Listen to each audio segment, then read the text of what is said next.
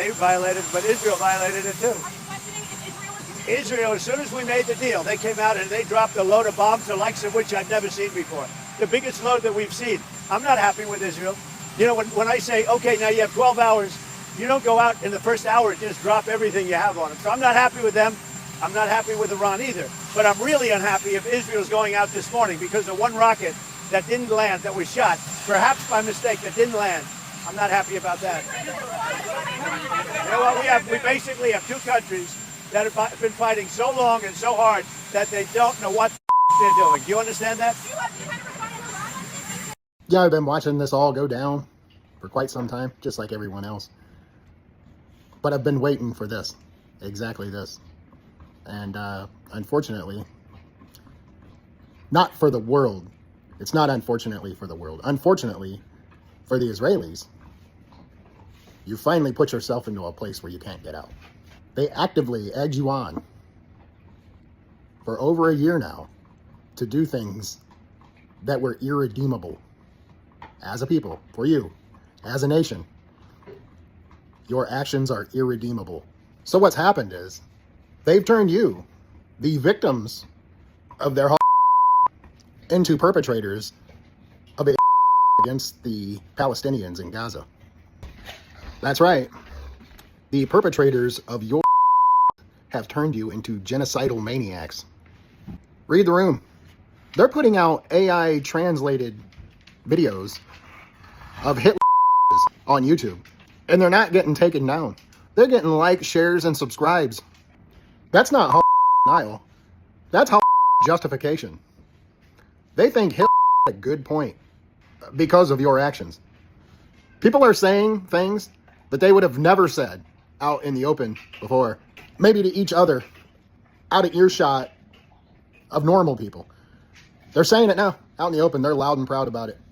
And it's not just the people in Gaza who you've violently assaulted. You've murdered civilians over every border in that region. Every one of them. And now with this fight you've picked with Iran, that was idiotic. And that's your Waterloo.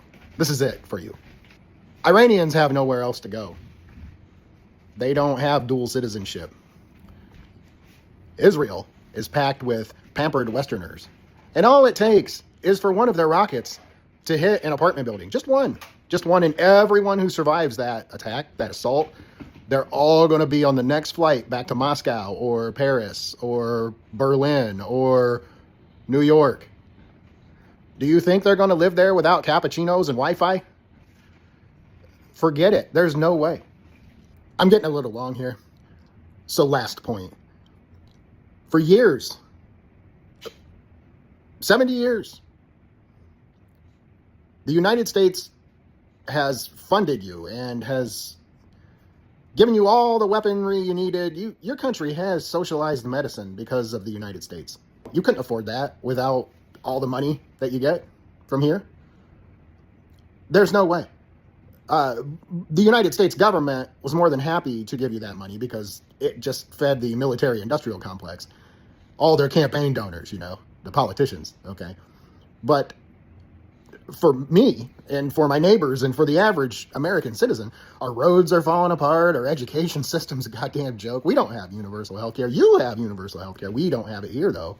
And the justification was that all of these crazy Muslims were going to drive you into the sea. They were going to try to wipe little tiny, poor little Israel off the map. Turkey has a peace treaty with you. Bahrain has a peace treaty with you. The UAE has a peace treaty with you. Saudi Arabia has a peace treaty with you. On and on and on. Every Muslim country on the planet. The Philippines, halfway around the world. They have a peace treaty with you. The only one left is Iran. If the U.S. were to go full bore into this thing, it would become a regional war. And Israel is in this region. You have absolutely nothing to offer. There's no oil where you're at. You don't control shipping routes. You've got no chips to play with here. If the United States does get involved in this, they're going to defend the other Gulf states, the ones that do have a pot to piss in. The relationship with the United States is parasitic.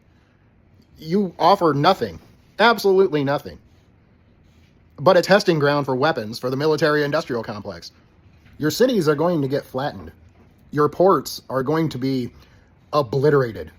And those little natural gas fields that you're proud of that really only serve you, they're going to be on fire. Do you have any idea how much more damage Iran can take in comparison? The landmass is probably 70, 80 times larger than Israel. Their entire military is probably 4, 6, 8 times larger than the Israeli military. And their soldiers aren't on TikTok. They're not being taken off the battlefield because of mental health issues. They're not committing suicide. It doesn't even matter what the U.S. could potentially do to Iran.